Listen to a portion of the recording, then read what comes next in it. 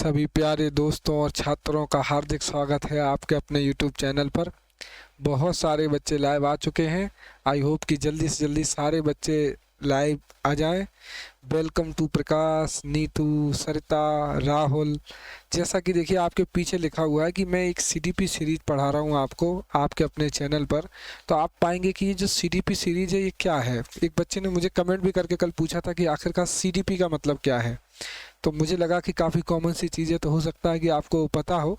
अगर लेकिन नहीं पता है तो CDP stands for child development and pedagogy. Child का मतलब बाल, डेवलपमेंट मतलब विकास, पी फॉर पेडागोजी का मतलब होता है शिक्षण शास्त्र।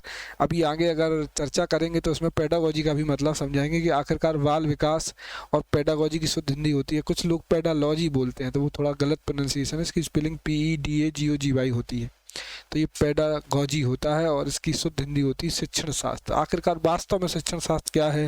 जब भी आप KBS वगैरह का एग्जाम देते हैं तो वहाँ बहुत पूछी जाती है। MP टेट में भी 15 क्वेश्चन पेडागॉजी के आते हैं, 15 क्वेश्चन थ्योरी के आते हैं। UP टेट में थोड़ा सा थ्योरेटिकल भी ज़्यादा आता है, रीट में भी थ्योरेटिकल भी ज़्यादा आता है और लगभग हर स्टेट एग्जाम में ये कंसेप्ट डेवलपमेंट एंड पेडागॉजी पूछी आती है। तो मैं आपके लिए बड़ी ही जानदार रोचक श्रृंखला लेके आया हूँ, बिल्कुल भी बोर नहीं होने दूंगा।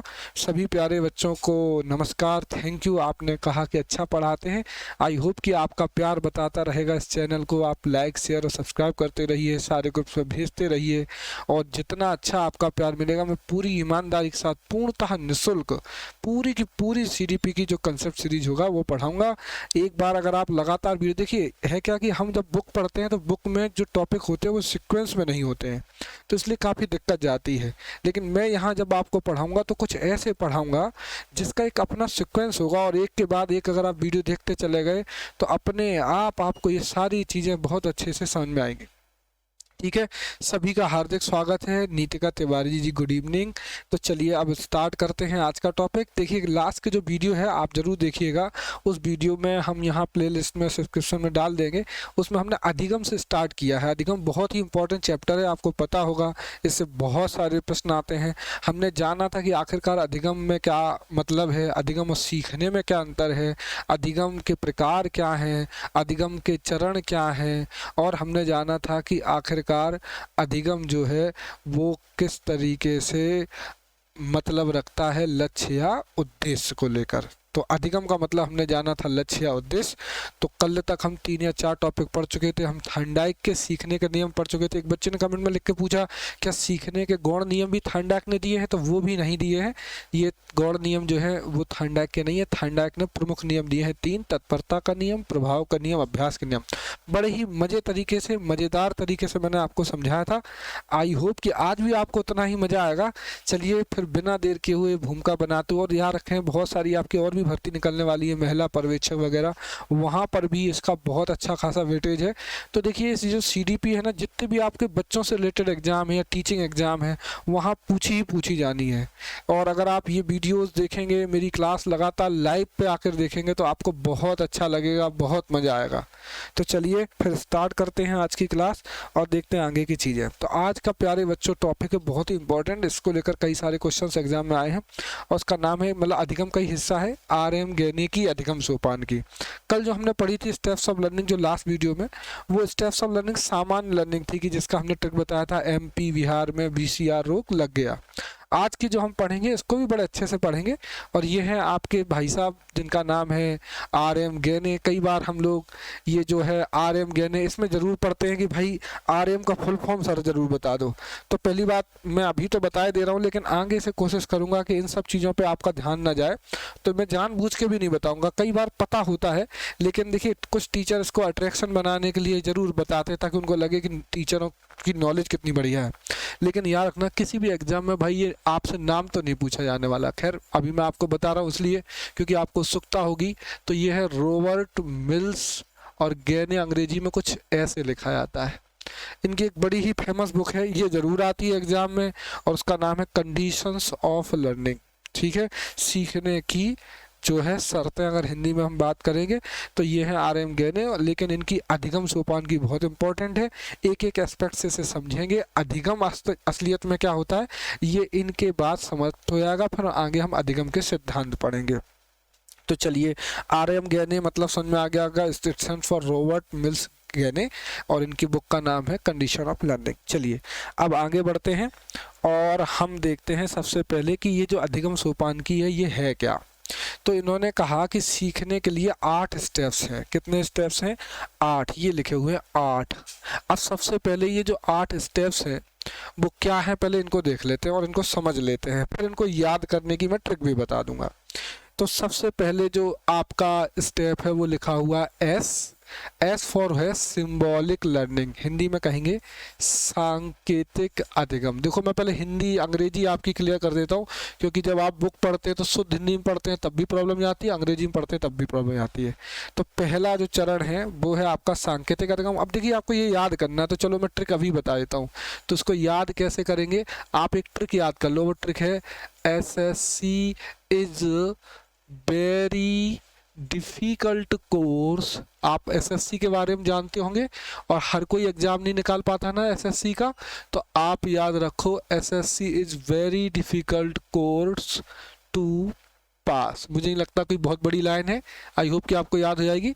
जल्दी से बताओ, कमेंट करके याद हो जाएगी आपको। SSC is very difficult course to pass. अब एक एक करके इसको समझेंगे। तो देखिए पहला जो एस है, MPTET कब आएगी, वर्दो जल्दी ही आने वाली है, आप तैयारी करते रहिए। CTET KBS जो भी मैं ये पढ़ा रहा हूँ सारी चीज़ें आपके काम आने वाली हैं, ठीक है। तो अब हम आते हैं और बात करते हैं आगे। तो सबसे पहले है आपका SSC is very difficult course to pass. तो उसमें सबसे पहला है एस को बोलते हैं सिंबॉलिक लर्निंग, ठीक है, हिंदी में कहेंगे सांकेतिक अधिगम। पहला एस क्लियर हो गया। दूसरे एस का मतलब है SR थ्योरी। दूसरे एस का क्या मतलब है? SR थ्योरी मतलब कि स्टिमुलस रिस्पॉन्स। अब ये क्या होता है स्टिमुलस? तो स्टिमुलस को शुद्ध हिंदी में कहते हैं उद्दीपक। क्या कहते हैं? उद्दीपक। उद्दीपक क्या होता है? उद्दीपक वो चीज होती है जो आपके अंदर क्या उत्पन्न करती है? उत्तेजना। उद्दीपक क्या चीज होती है? जो आपके अंदर करती है उत्तेजना उत्पन्न। तो जैसे आप गए बाहर और समोसा देखा तो मुंह में पानी आता है, तो ये जो मुंह में पानी आ रहा है वो किसकी वजह से आ रहा है? समोसे की वजह से। तो समोसा जो है वो किसका काम कर रहा है? उद्दीपक का काम कर रहा है। अब सपोज करो आपकी जेब में पैसे नहीं है, तो आप पैसे इकट्ठा करने के लिए कुछ ना कुछ काम करने लग जाएंगे, माने कोई ना कोई लक्ष्य उद्देश्य पाने लग जाएंगे, सीखने लग जाएंगे। तो ये है आपका उद्दीपक। याकना उद्दीपक किससे वर्ड से मिलकर बना है, या कैसे समझोगे उसे? कि वो चीज जो आपके अंदर क्या उत्पन्न कर दे? उत्तेजना। अंग्रेजी में कहते भी है स्टिमुलेट कर रही है कोई चीज। स्टिमुलेट करने का मतलब आपको उत्तेजित कर रही है, एक्साइटेड कर रही है। जैसे कि एक आपका समोसा, आपकी पानी पूरी आप खाते रहते हो, तो ये सब चीजें वो हैं जो आपको क्या करती हैं? उत्तेजित करती हैं, ठीक है। अब आते हैं रिस्पॉन्स। रिस्पॉन्स को अंग्रेजी हिंदी में कहते हैं अनुक्रिया। तो देखिए जब आपको अंदर उत्तेजना उत्पन्न होती है, समोसा या पानी पूरी खाने का मन करता है, तो अपने आप जेब से 10-20 रुपए निकल आते हैं। तो उद्दीपक, उत्तेजना, अधिगम। तो अभी तक 2 बातें क्लियर हो गई। पहले एस का मतलब सिंबॉलिक लर्निंग, दूसरे एस का मतलब SR थ्योरी। तीसरा है सी का मतलब लिखा हुआ कंसेप्ट। कंसेप्ट क्या वर्ड होता है? तो देखिए कंसेप्ट को शुद्ध हिंदी में बोलते हैं संप्रत्यय। क्या बोलते हैं? संप्रत्यय या फिर अवधारणा। इसका मतलब क्या होता है? इसको अभी जस्ट थोड़े से आगे हम इन वर्ड्स को समझेंगे, ठीक है। अभी मैं बस इंग्लिश और हिंदी बता दे रहा हूँ, और एक एक चीज का ट्रिक का क्या मतलब है तो मुझे लगता है याद हो जाएगा सर, ठीक है। अब अगला क्या है? वर्बल। वर्बल को क्या बोलते हैं? वर्बल मतलब होता है शाब्दिक। मतलब जब भी हम कोई चीज को शब्दों से समझते हैं तो वो आपका वर्बल लर्निंग या शाब्दिक अधिगम कहलाता है, ठीक। इसके जस्ट आगे लिखा हुआ डिस्क्रिमिनेशन। डिस्क्रिमिनेशन को शुद्ध हिंदी में कहते हैं बहुविभेदन अधिगम। क्या कहते हैं? बहुविभेदन अधिगम। अब ये क्या होता है बहुविभेदन? जस्ट आगे समझेंगे, पहले मुझे हिंदी और अंग्रेजी लिखना है तो मैं लिखवा रहा हूँ। तो देखिए पहले एस का मतलब सिंबॉलिक, दूसरे एस का मतलब स्टिमुलस रिस्पॉन्स, सी का मतलब कंसेप्ट, ठीक है, क्लियर है। इसके बाद V फॉर क्या हो जाएगा? बी फॉर क्या हो जाएगा? वर्बल, एंड डी फॉर क्या हो जाएगा? Discrimination, difficult. अब आते हैं अगले फिर से सी की तरफ। इस सी का मतलब क्या है? फिर से यहाँ पर कंसेप्ट है, तो यहाँ पर कंसेप्ट तो नहीं होगा, यहाँ में थोड़ा सा गलती कर गया लिखने में, या ये कह लो पहले गलत लिख गया। यहाँ पर कंसेप्ट नहीं आएगा, यहाँ आता है चेन। मैं थोड़ा सा कलर बदल के लिख देता हूँ, तो यहाँ आने वाला है चेन। चेन का मतलब होता है श्रृंखला अधिगम। अभी जस्ट मैं आगे समझाऊंगा तो आपको क्लियर हो जाएगा। तो सबसे पहले एस का मतलब सिंबॉलिक, फिर दूसरे एस का मतलब एसआर, तीसरे का मतलब चेन लर्निंग, ठीक है, तीसरे का मतलब वर्बल लर्निंग, चौथे का मतलब वर्बल लर्निंग, पांचवें का मतलब डिस्क्रिमिनेशन एंड छठवें का मतलब कंसेप्ट। ये वाला कंसेप्ट है। इस कंसेप्ट की जो आपकी हिंदी होती है, अभी अभी मैंने बताई थी आपको, वो होती है संप्रत्यय या अवधारणा। ठीक है, ये क्या होता है जस्ट आगे अभी हम समझने वाले हैं। थ्योरी का हिंदी क्या होती है? सैद्धांतिक। और आपका प्रॉब्लम सॉल्विंग की हिंदी होती है समस्या समाधान। तो देखो, इतने से वीडियो में हमने ये जान लिया कि आर्यम ज्ञानी की अधिगम सोपानकी में 8 चरण होते हैं। ठीक है, कितने चरण होते हैं? 8 चरण होते हैं। बहुत बढ़िया शिवानी। तो यहाँ पर आपके 8 चरण सामने लिखे हुए हैं। ट्रिक क्या है? SSC is very difficult course to pass. पहले एस का मतलब है सिंबॉलिक, दूसरे एस का मतलब है एसआर थ्योरी, सी का मतलब है चेन, वेरी डिफिकल्ट तो फिर वी का मतलब क्या है? वर्बल, डी का मतलब डिस्क्रिमिनेशन, अगले सी का मतलब कंसेप्ट, टी का मतलब थ्योरी, और P for stands for problem solving. Hindi भी मैंने बता दी। सबसे पहला सांकेतिक, फिर उद्दीपक उन क्रिया, फिर आपका श्रृंखला, इसके बाद शाब्दिक। ये मैं हिंदी से सफ़ेद कलर में लिख दे रहा हूँ ताकि आपको स्क्रीनशॉट लेना आसान हो जाए। तो ये है श्रृंखला अधिगम। ठीक है, तो ये हो गई आपकी श्रृंखला अधिगम। देन आपका बहुविभेदन, फिर है आपका संप्रत्यय, सैद्धांतिक और समस्या समाधान। देखो, आई होप कि मेरी ट्रिक से कम ये याद तो हो गए होंगे। लेकिन देखिए, ये तो सिर्फ हमने पढ़ लिया कि आर्यम ज्ञानी अधिगम सोपान की 8 चरण होते हैं। ये क्वेश्चन आता कि कौन पहले चरण होता, कौन दूसरा, कौन तीसरा, लेकिन ये कभी समझ में नहीं आई। जब हम किताबें पढ़ते हैं तो हमको कभी आर्यम ज्ञानी की अधिगम सोपान की समझ में ही नहीं आई। और क्यों नहीं समझ में आई? क्योंकि हमने उसी भाषा में समझा जिस भाषा में लिखा गया है। तो सबसे पहले तो कोई चीज़ हमें तभी समझ में आती है जब वो हमारी भाषा के जुड़ाव रखती हो। तो सबसे पहले मैं आपको इन शब्दों को आपके अपने लिए मतलब क्या होना चाहिए वो समझाता हूँ, फिर से साइकोलॉजी में घुसेंगे। ठीक है, तो आपको अगर समझ में आ रहा तो कमेंट करते जाइए ताकि आपको मुझे पता चलता रहे कि ऐसा तो नहीं है कोई चीज़ कठिन लग रही है आपको। तो चलिए, अब सबसे पहले ये लिखा हुआ लेट्स अंडरस्टैंड, तो मतलब सबसे पहले समझते हैं। तो देखो, मैंने आपको अभी भी बताई थी आर्यम ज्ञानी की अधिगम सोपान की, तो पहले मैं लिख दूँ ताकि हर बच्चों को समझ में आए कि भाई मैं क्या पढ़ा रहा हूँ। आर्यम ज्ञानी की अधिगम सोपान की समझाने वाला हूँ अब मैं। तो इसमें सबसे पहले लिखा हुआ सिंबॉलिक लर्निंग होती है। अब ये कैसे होती है? देखो, जैसे कि आप ट्रैफिक सिग्नल का एग्जाम्पल ले लो। ठीक है, ट्रैफिक सिग्नल में आप जैसे ही हरी बत्ती देखते हो तो इसका क्या मतलब होता है? चलने लग जाना। येलो देखी तो आपको रुकना है, और रेड है तो फिर तो आपको क्रॉस भी नहीं करना है। तो रेड का मतलब रुकना है, येलो का मतलब चलने के लिए तैयार हो जाना, ग्रीन का मतलब चलना ही है। और भी कई सारे, जैसे मंदिर टेम्पल के आगे सकरी पुलिया का कई सारे साइन बने होते हैं। तो क्या उसमें कोई भाषा लिखी होती है? हम सिर्फ साइन से भी तो समझ जाते हैं कि क्या सही है और क्या गलत है। तो ये कौन सी लर्निंग है? आपकी सिंबॉलिक। अब अगली बात करते हैं, एसआर लर्निंग क्या होती है? अभी आपको फुल फॉर्म में बता चुका हूँ। इसका फुल फॉर्म होता है स्टिमुलस, और स्टिमुलस शब्द का मतलब होता है क्या? अभी मैंने बताया कि वो चीज़ जो आपके अंदर क्या पैदा कर दे? उत्तेजना, उत्तेजित कर दे। जैसे कि आपको समोसा उत्तेजित कर देता है, पानी पूरी उत्तेजित कर देती है, आपको तो दीपिका पादुकोण भी उत्तेजित कर देती होगी। हाँ, तो वो सारी चीज़ें जो आपके अंदर एक्साइटमेंट ला देती हैं वो आपका स्टिमुलस। और आगे आर फॉर क्या होता होगा? रिस्पॉन्स, अनुक्रिया करना। ठीक है, जैसे कि देखिए एग्जाम्पल में बुलेट लिखा हुआ है। जैसे सपोज करो आप अपने 23-24 साल की एज में होते हैं तो हम लोगों को बाइक लेना, स्कूटी लेना, ये सब चीज़ें पसंद होती हैं। सपोज करो आपको बुलेट लेनी है, तो फिर आपको अगर बुलेट लेनी है तो आपको उसके लिए कोई ना कोई अनुक्रिया करनी पड़ेगी, या तो पैसे खर्च करना पड़े। आप 22-23-24 साल की उम्र में आपको पापा तो पैसे नहीं देने वाले, तो फिर आप क्या करने लग जाते हो? होम ट्यूशन पढ़ाने लग जाते हो, और 2-3 हज़ार रुपये इकट्ठा करके 60-70-1 लाख रुपया लेकर, या 60-70 हज़ार रुपये इकट्ठे कर लेते हो, तो फिर किस्तों पर आप बुलेट गाड़ी ले लेते हो। तो ये जो बुलेट गाड़ी ली है आपने, वो कैसे ली है? एसआर थ्योरी के थ्रू। ये एसआर थ्योरी किसकी है? जस्ट आगे बताने वाला हूँ। वैसे थर्नडाइक की होती है। ठीक है, अब अगला क्या लिखा हुआ? चेन। चेन की हिंदी क्या होती है? श्रृंखला अधिगम। ठीक है, तो ये जो श्रृंखला है इसका क्या मतलब है? जैसे देखो, आपने जब भाषा सीखी थी तो भाषा कैसे सीखी थी? सबसे पहले तो बच्चे ने सुनना सीखा था, सुनने के बाद धीरे धीरे उसने बोलना, मम्मा पापा ये सब सीखा था। फिर उसने क्या सीखा था? पढ़ना, माने छोटे छोटे अक्षर आ, वा, सा, दा। इसके बाद क्या सीखा था? लिखना। तो लिखने का मतलब है जैसे कि आप जानते ही हैं, तो सबसे पहले बच्चा सुनना सीखता है, फिर बोलना, फिर पढ़ना, फिर लिखना। ऐसा तो नहीं सीधा कलम उठा के लिखने लग जाता पैदा होते ही। तो ये बताता है कि आपको सबसे पहले कोई भी अधिगम करना होता है तो क्या ज़रूरत पड़ती है? एक चेन, मतलब एक क्रम में सिखाया जाता है। चेन का मतलब यहाँ किससे मतलब है मेरा? क्रमिक तरीके से हम कोई चीज़ सीखते हैं। जैसा अभी आप को साइकोलॉजी क्यों कठिन लगती है?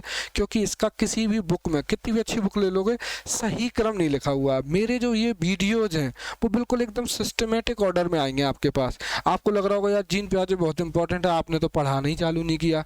क्योंकि जीन प्याजे का नंबर थोड़ी देर बाद आने वाला। अगर जीन प्याजे को मैं पहले ले आऊँगा तो मैं आपके एग्जाम का काम तो ख़त्म कर देता हूँ, लेकिन मैंने अभी इसका थंबनेल आपने देखा होगा तो क्या लिखा है? CDP concept series. तो आई होप कि मैं चाहता हूँ कि CDP बहुत बड़ी प्रॉब्लम्स होती है एग्जाम्स में, बहुत बच्चों को कम समझ में आती है, जो मान लीजिए BEd BTC बैकग्राउंड से नहीं होते या फिर ऐसी डिग्री ले ली होती है तो उनको लिए तो CDP बहुत कठिन आती है। तो मैं चाहता हूँ अपने देश का हर नागरिक को CDP आसान बन जाए। तो इसके लिए मैं ये छोटी छोटी चीज़ें आपको बता के समझा रहा हूँ।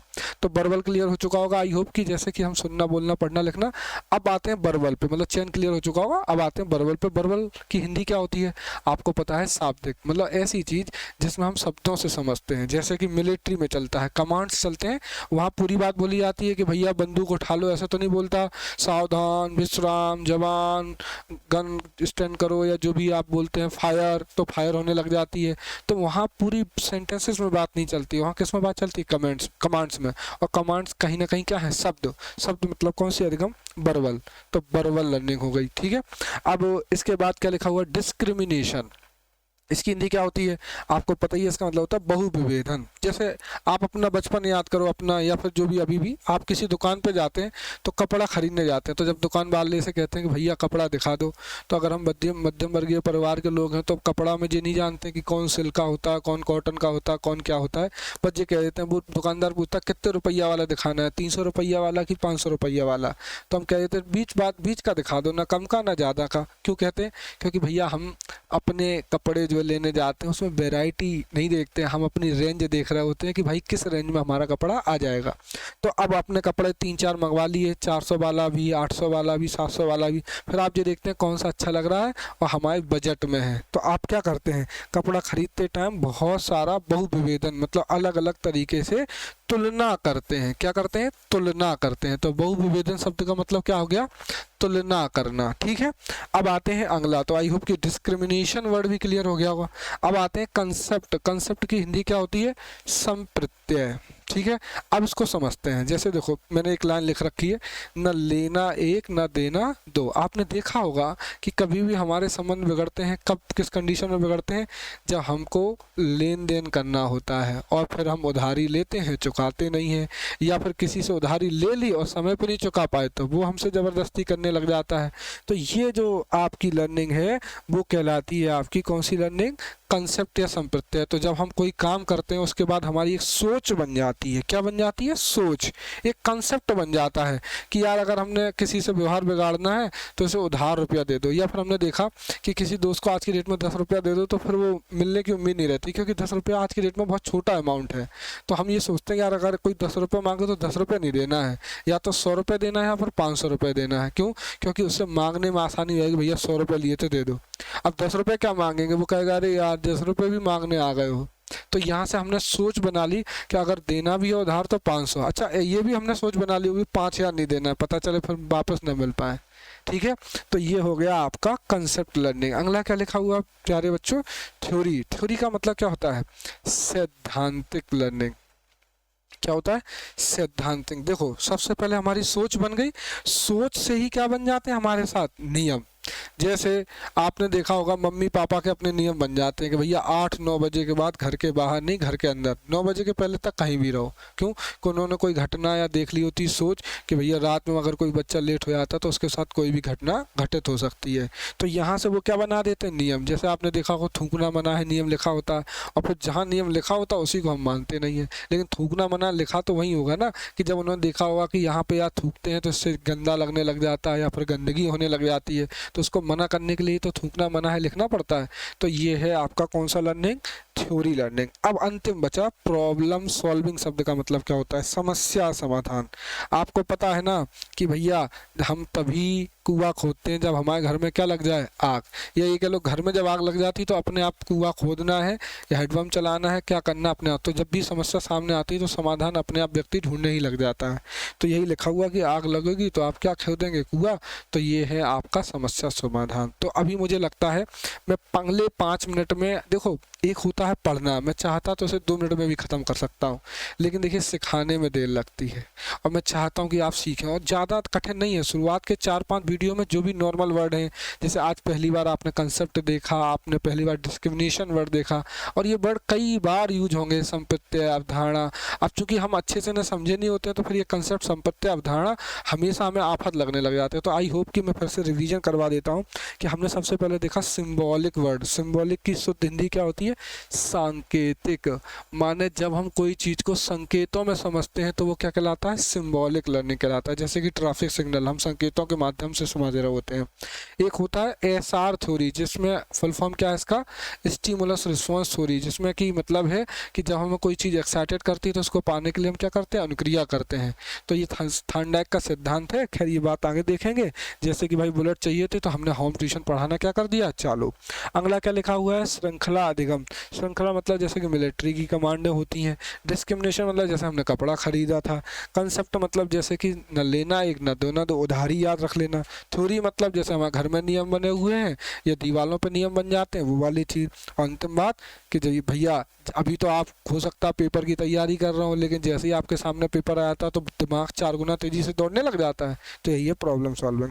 अब चलो ये तो देखो मैंने अंडरस्टैंड करवा दिया आपको, मतलब वर्ड्स क्या है। अब वास्तव में आर.एम. ज्ञानी ने क्या कहा था, उसके लिए क्यों फेमस है साइकोलॉजी के पॉइंट ऑफ व्यू से। तो अब यही सब चीज़ों को हम वापस किससे समझेंगे, साइकोलॉजी के पॉइंट ऑफ व्यू से। और ये क्रम बिल्कुल फिक्स है, ऊपर नीचे नहीं कर सकते। और इस क्रम को याद करने की ट्रिक अभी अभी बताई थी, वो क्या है जल्दी से बताओ कमेंट करके मुझे, क्या है कमेंट करके बताओ मुझे। SSC is very difficult course to pass. जल्दी से बताओ कोई भी बच्चा जो देख रहा हो, ताकि एक बार कमेंट कर देगा तो उसे भी क्या हो जाएगी, याद। तो ये हो गई तुम्हारी ट्रिक। यहाँ पर पहला स्टेप ये रहा, दूसरा ये रहा, तीसरा ये रहा, चौथा ये रहा, पांचवा ये रहा, छठवां ये रहा, और सातवां ये रहा, आठवां ये रहा। ठीक है। अब चलो जल्दी से घुसते हैं साइकोलॉजी में, ताकि आपको ये न लगे कि भाई अरे अब किताब पढ़नी पड़ेगी क्या इसको समझने के लिए। आपको वर्ड्स तो समझ में आ गए। तो देखो सबसे पहला वर्ड था आपका सिंबॉलिक। अब इसको समझते हैं। अब देखो ये जो गयने है ना, इसने छोटे बच्चे के लिए ये सब रेफरेंसेस यूज किए थे। छोटे बच्चों को याद रख लो। देखो जब बच्चा पैदा होता है तो सबसे पहले क्या करना सीखता है, संकेत। जैसे कि वो इशारे करेगा मुझे दुद्धू चाहिए, वो इशारे करेगा मुझे मम्मम चाहिए। अब मम्मम करने के लिए ऐसे उंगली करता है क्या, ऐसे ऐसे जीभ करता है। आप कभी देखना छोटा बच्चा अगर घर में है आपके तो ऐसे जीभ लपलपाएगा, और इसका मतलब ये है कि तुम उसे क्या दो, पानी दो, या फिर उसे दूध पिलाओ। ठीक है। ऐसे तो ये सारी चीज़ें बहुत बढ़िया। शिवानी तो बड़े अच्छे से देख रही हैं इसे। तो यही है SSC is very difficult course to pass. तो सिंबॉलिक मतलब क्या बेटा, कि बच्चा क्या है, कुछ भी चीज़ चाहिए होता तो क्या देता है, संकेत देता है। क्या देता है, संकेत।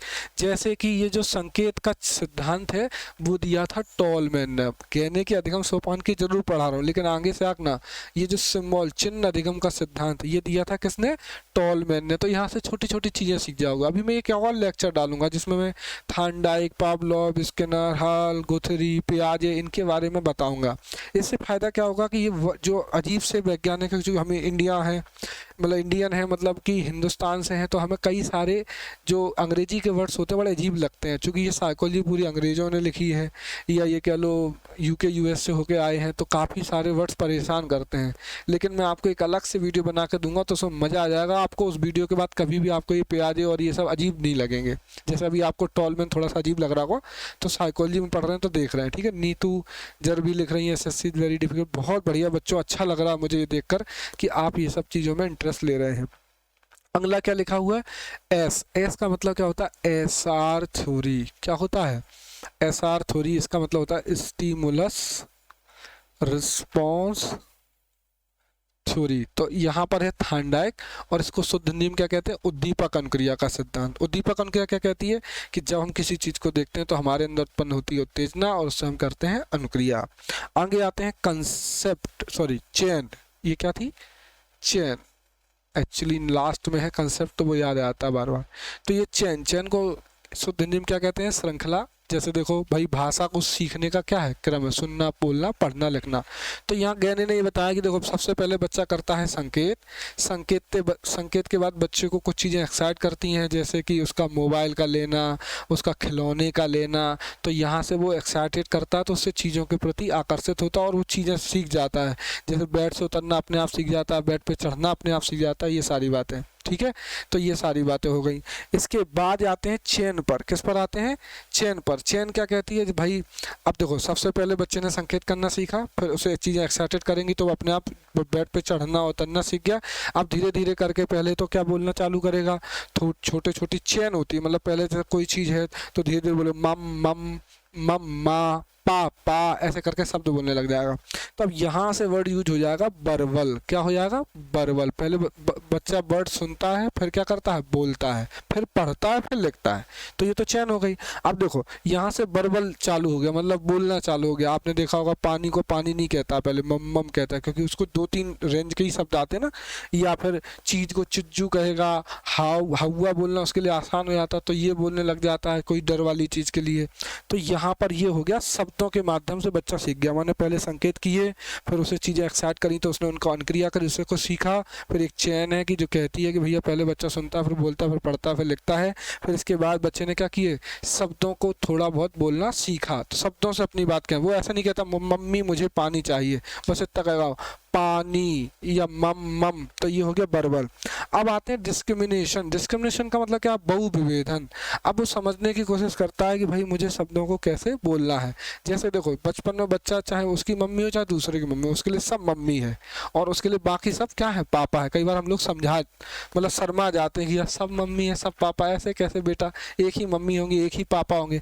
लेकिन अभी बच्चा क्या नहीं कर पा रहा होता, डिस्क्रिमिनेशन। डिस्क्रिमिनेशन का मतलब क्या होता है, भेद नहीं कर पा रहा होता है, बहुविभेदन नहीं कर पा रहा होता है, तुलना नहीं कर पाता होता है। लेकिन जैसे ही आगे बच्चा बढ़ता है, बड़ा होता है, तो उसके अंदर बहुविभेदन आ जाता है, माने वर्गीकरण की योग्यता आ जाती है, भेद करना आता है। अब वो हर किसी की मम्मी को मम्मी नहीं बोलता है, अपनी मम्मी को मम्मी बोलता है, चाची को चाची बोलता है, बुआ को बुआ बोलता है। माने जो भी शादीशुदा औरत है उसको मम्मी नहीं बोलेगा, आप अलग अलग नामों से पुकारेगा, क्योंकि उसको क्या आ गया, बहुविभेदन। अब अंतिम बात, आगे आते हैं तो अगला क्या है, जल्दी से देखते हैं। अगला है कंसेप्ट। तो इसे क्या कहते हैं बेटा, अब देखो जल्दी से समझना कि कंसेप्ट का मतलब होता है, मैंने अभी बताया था कि कंसेप्ट वर्ड का मतलब आप अपने लिए रख लो सोच। ये सोच मतलब क्या होता है, जैसे देखा होगा आपने कि पहले मम्मी पापा सिखा रहे होते हैं कि भैया बेटा राधे राधे बोलो, राम राम बोलो, नमस्ते बोलो। तो ये क्या है बेटा, कंसेप्ट बना रहा है कि भाई कोई ना कोई, आप हिंदू धर्म में पैदा हुए हैं तो वेलकम बोलते होंगे, अगर मुस्लिम होंगे तो सलाम दुआ इस तरीके से बोलते होंगे, अगर सिख होंगे तो कुछ और बोलते होंगे, ईसाई होंगे तो गुड मॉर्निंग गुड इवनिंग बोलते होंगे। तो कहीं ना कहीं कंसेप्ट बन गया कि सबसे पहली बार कभी, मतलब देखो भेदभाव तक आ गया, मम्मी पापा बुआ पापा समझ में आने लग गए। अब उसे वेलकम करना, किसी को आगे कैसे बातचीत करनी, तो उसके लिए तो कोई वेलकम मैसेज होनी चाहिए ना। तो यहाँ से सोच बन गई कि कोई वेलकम मैसेज बोलोगे तो फिर बोलना क्या हो जाएगा, आसान। तो ये हो गया नमस्ते कहना या जो भी है। अब देखो ये आगे जाके क्या बन गया, तुम्हारा नियम बन गया। ये टी फॉर क्या होता है, थ्योरी। और थ्योरी सरल मतलब वर्ड का मतलब सरल शब्दों में क्या होता है, नियम बनाना। कि जैसे हमेशा रखना, जैसे हमने बोला कि भैया अब कोई नमस्ते तो कहना है, लेकिन आपने कभी देखो घर में मम्मी पापा को रोज नमस्ते बोलते हैं क्या, और नमस्ते बोलते में तो बड़ा अजीब सा लगता है, क्योंकि घर में मम्मी पापा को रोज थोड़ी ना नमस्ते बोलना है। हाँ जब स्कूल जा रहे हो तो good morning good evening bye bye tata पापा राम राम राधे श्याम ये सब बोलते हैं। लेकिन हाँ नियम ये जरूर है कि जब बाहरी आदमी मिलता है, देखो कंसेप्ट बन गया ना कि किसी व्यक्ति से बातचीत करनी है तो कहीं ना कहीं ग्रीटिंग्स देनी है, उसे मतलब वेलकम मैसेज देने हैं, तो हम उसे नमस्ते बोलने लग जाते हैं। तो ये अब बन गया क्या, नियम। अभी तक तो ये नियम है, और जब भी कोई बाहरी ऐरा गैरा कोई आ जाए बच्चा सबको नमस्ते बोले, नमस्ते चाचा जी, नमस्ते बुआ जी, इस तरीके से। तो ये कौन सी है, आपकी थ्योरी लर्निंग है। अधिगम कहते मतलब गहने कहता है कि भाई अब यहाँ तक पहुँच गए कि तुम सबको नमस्ते बोलोगे, लेकिन जैसे ही इस स्टेज पे आएगा ये कौन सी है, प्रॉब्लम सॉल्विंग। तो देखो अब यहाँ जैसे आपने देखा होगा हम लोग गांव से शहर में आ जाते हैं तो हमारे पास दो तरीके के लोग रहते हैं। एक गांव का आदमी ज़्यादा नहीं सोचता है, उसको लगता है कि हम अपने शहर में अपने भाई के पास जा रहे हैं, तो कई बार मैले कुचैले कपड़े पहन के आ जाएगा, ऐसे ही धोती कुर्ता पहन के आ जाएगा। तो कई बार बच्चा क्या करता है, जो धोती कुर्ता पहन के आता है उसको बहुत अच्छे से वेलकम नहीं करता है। और यहाँ पर किस स्टेज में, थ्योरी तक तो करेगा लेकिन प्रॉब्लम सॉल्विंग स्टेज में नहीं करेगा। उसे लगता है जे नमस्ते कहने लायक ही नहीं है, ये तो गंदे कुचैले कपड़े पहन के आ गए हैं, तो उनको नमस्ते नहीं कहेगा। लेकिन एक ऐसा व्यक्ति जो एकदम सर धज के आया, बेहतरीन मोबाइल लिए, बढ़िया गाड़ी से आया, तो भले ही वो नमस्ते करने लायक भी ना हो लेकिन बच्चा उसको क्या करेगा, नमस्ते। क्योंकि यहाँ क्या आ गए हैं तर्क, जरूरत के हिसाब से आदमी को क्या कहेगा, नमस्ते। तो प्यारे बच्चों बड़े अच्छे से समझ में आ गया होगा कि आर एम गहने के अधिगम सोपान की। मेरा वीडियो देखने के बाद एक बात पक्की है जो मैंने लिख रखी है कि वीडियो देखते ही सब याद हो जाएगा। तो आज के बाद तुम्हें रटनी तो पड़ेगी नहीं है। आर एम गहने के अधिगम सोपान की ट्रिक क्या है, SSC is very difficult course to pass. एक तो ये बात हो गई। पहली चीज एस फॉर क्या है, जल्दी जल्दी मेरे साथ ही बोलो, सिंबॉलिक लर्निंग, हिंदी में सांकेतिक अधिगम। मैंने बताया कि बच्चा पहले इशारे करके चीज़ें समझता है, फिर इसके बाद बच्चा को क्या होता है, स्टिमुलस होता है, मतलब एक्साइटेड होती है तो स्टिमुलस रिस्पॉन्स देता है, उससे वो बेड पर उतरना चढ़ना ये सब सीख जाता है। फिर क्या बन जाती है, चेन, कि भाई कोई चीज़ है पहले बच्चा सुनता है, फिर बोलता है, फिर पढ़ता है, फिर लिखता है। तो ये हो गया एसएससी। फिर बेरी, वी फॉर मतलब बर्बल, बर्बल मतलब हिंदी में क्या होता है, शाब्दिक योग्यता। शाब्दिक योग्यता का शब्द का मतलब क्या है, बच्चा अपने शब्दों में बातों को कहना सीख जाता है। तो SSC very difficult, D for बहुविभेदन। जैसे कि अब बच्चा मम्मी, सब पहले तो सब मम्मियों को मम्मी बोलता है, फिर बाद में अपनी मम्मी को मम्मी और दूसरे की मम्मी को चाची बुआ फूफा ऐसे बोलने लग जाता है, मौसी बोलने लग जाता है। तो यहाँ तक डिस्क्रिमिनेशन हो गया। तो एसएससी वेरी डिफिकल्ट कोर्स। फिर क्या आता है, तो कोर्स का मतलब यहाँ पर क्या है, ये जो कोर्स था वो कंसेप्ट, कंसेप्ट का मतलब होता है सोच। और दूसरी बात एक और लिखी कि कैंडलर ने दिया था कंसेप्ट, कि कंसेप्ट बनाते हैं। ठीक है, बहुत अच्छा सा सिंपल एग्जाम्पल, अच्छे समझ में आ रहे हैं। थैंक यू ललिता धाकर, आपको अच्छा लग रहा है। तो ये हो गई कंसेप्ट। कंसेप्ट में मतलब क्या होता है बेटा, कि उसने अभी तो नमस्ते मतलब उसको पता चल चुका है, उसकी सोच बन गई कि अगर किसी से हमें काम करवाना है तो पहले हमें नमस्ते मैसेज या ग्रीटिंग मैसेज बोलने पड़ते हैं, गुड मॉर्निंग, गुड इवनिंग, नमस्ते सर, ऐसे करके आप भी स्टार्ट करते हो ना जो भी ऑनलाइन क्लास होती है। तो कॉन्सेप्ट हो गया। फिर बाद में नियम बन जाता है, हम सबको ही गुड मॉर्निंग, गुड इवनिंग, या फिर जो भी आपका लहजा होता है, राधे राधे, राम राम। दादी वगैरह को देखा होगा राधे राधे बोलती हैं, या जय श्री श्याम, जिसको भी आप मानते हैं, ओम नमः शिवाय या जय श्री राम, जो भी आप बोलते हैं। तो ये थ्योरी हो गई। लेकिन बाद में प्रॉब्लम सॉल्विंग हर किसी को नहीं बोल रहे होते हैं, ज़रूरत के हिसाब से, व्यक्ति के हिसाब से बोल रहे होते हैं। यही है आर एम गहने की अधिगम सोपान की। चलो अब जरा सी छोटी सी चीज़ और देखते हैं और इसी के साथ आज का वीडियो ख़त्म करते हैं। और आज अधिगम की आपकी आर एम गहने की अधिगम सोपान की हो गई। सबसे पहले देखो यहाँ पर क्या लिखा हुआ है, 3 वर्ड लिखे हुए हैं कि भैया अधिगम की जो प्रक्रिया होती है, मतलब अधिगम का मतलब मैंने आपको बताया था ना कि अधिगम का मतलब देखो साधारण अर्थों में सीखना होता है, लेकिन वास्तव में होता है लक्ष्य या उद्देश्य प्राप्त करना। ठीक है, तो सबसे पहले कोई भी लक्ष्य उद्देश्य प्राप्त करने के लिए बच्चा क्या करता है, चीज़ें एक्सेप्ट करता है। आप कभी देखना, छोटे बच्चों को याद करो, छोटे बच्चों को गौर करना। आप अगर जिम में हाथ ऐसे खड़े होते होंगे तो बच्चा भी ऐसे खड़े होगा। आप अगर बैठकर खाते होंगे तो बच्चा भी बैठकर खाएगा।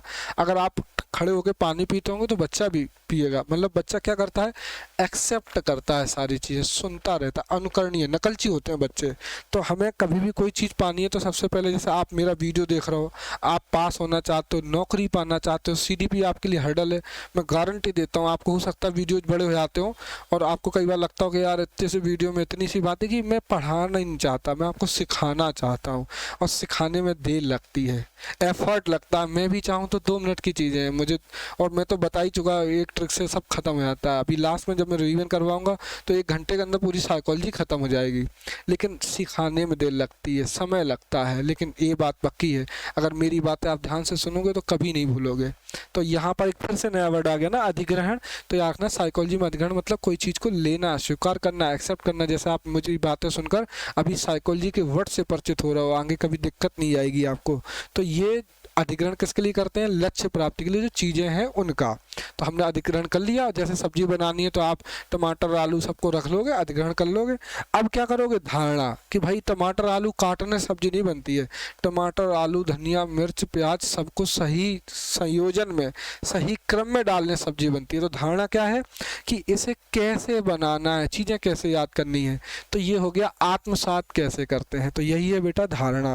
और धारणा के बाद है सशक्त प्रत्यास्मरण, मतलब आपने देखा कि सब्जी पहले ज़रूरत चीज़ें क्या हैं बनाने के लिए, या कोई भी आपने देखा फेसबुक पे आजकल सब्जी बनाने की कई सारी ट्रिक्स आती रहती हैं। और तो हम सबसे पहले क्या करते हैं, उनको ले लेते हैं सब्जी बनाने की चीज़ों को, फिर उसके बाद क्या करते हैं, सब्जी कैसे बनती है इस बात को सीख लेते हैं, फिर क्या करते हैं, रिकॉल करते हैं, और फाइनली फिर क्या बन जाती है, हमसे भी सब्जी बनने लग जाती है। मटर पनीर, हांडी पनीर, या फिर आमले की, या फिर आपके जो भी आप सब्जी बनाते हो। तो आई होप कि प्यारे बच्चों ये रहे 3 वर्ड। सीखने की प्रक्रिया में 3 वर्ड्स काम आते हैं। सबसे पहले हम चीज़ें अधिग्रहण करते हैं, देन हम धारणा बना लेते हैं, और उसके बाद अंतिम रूप से सशक्त प्रत्यास्मरण करते हैं, रिकॉल करते हैं। तो ये रहा सर, आ रही है अच्छे से सुपर्ब क्लास। थैंक यू बच्चों, मिलेंगे कल फिर से एक नई क्लास के साथ।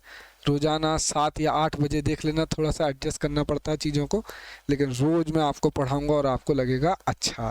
धन्यवाद।